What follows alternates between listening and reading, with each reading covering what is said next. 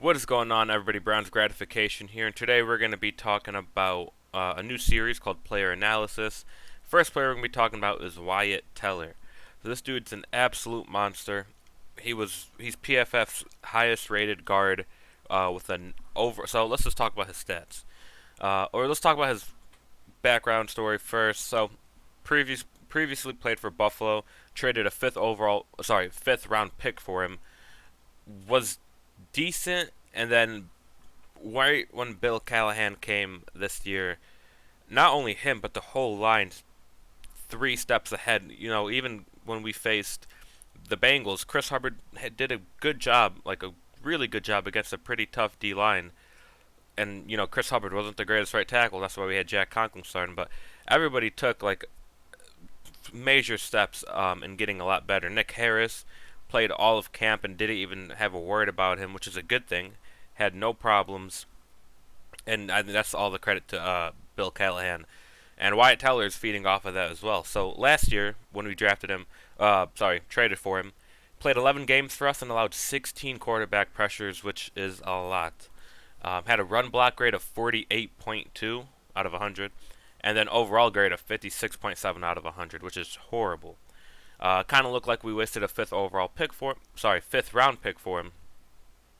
And he was battling for that right guard spot. Him, Chris Hubbard, a couple other players, and he ended up winning it, deservingly so.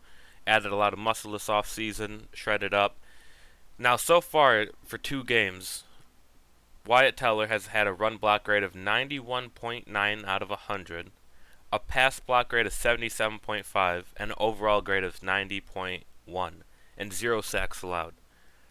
That's so good, and he's obviously rated the number one offensive guard, for a reason, and he just stepped it up big time for us.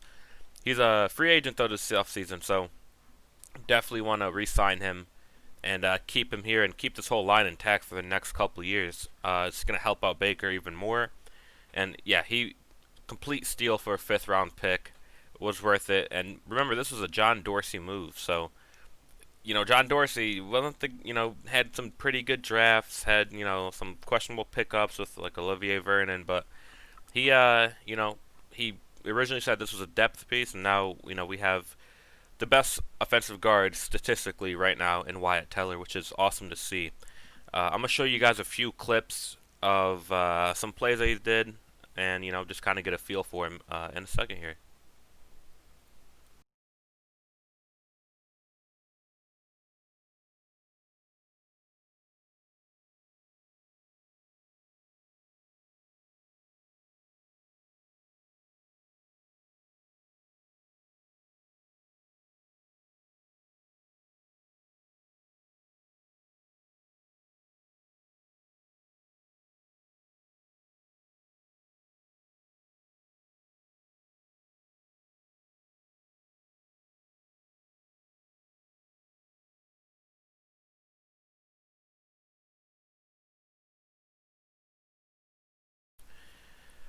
Alright, guys, so in that 40-second clip, you saw a bunch of plays of Wyatt Teller opening up holes for Nick Chubb and Kareem Hunt to run, giving Baker Mayfield more time to run out of the pocket, stay in the pocket, and have enough time to throw to his receivers. Now, his biggest test right so far, Baltimore's D line was great, but I think Washington's red D line. I think it's good. Don't get me wrong. Chase Young, Montez Sweat, it's good, but I think people are focusing on 11 sacks in 2 games, and they don't realize that in game one. So they faced Philadelphia Eagles, where they came back like down 17-0. People don't realize that, according to ESPN and PFF, Philadelphia Eagles have one of the best lines in the league so far. Now, if you hear all the criticism on Carson Wentz right now, it's that he's not playing up to par, he's missing open receivers, and he's holding on to the ball for too long. He's the most interceptions in the league, too. He's holding on to the ball for too long, he doesn't throw it away, and he doesn't even try to escape the pocket. So, those 8 sacks in game one, you could maybe, I haven't watched the game, but let's just say at most you could account for 1 to 2 sacks being the offensive line's fault. But the rest, or maybe even all 8, that's all on Carson Wentz. He's just holding on to the ball for too long, doesn't throw it away.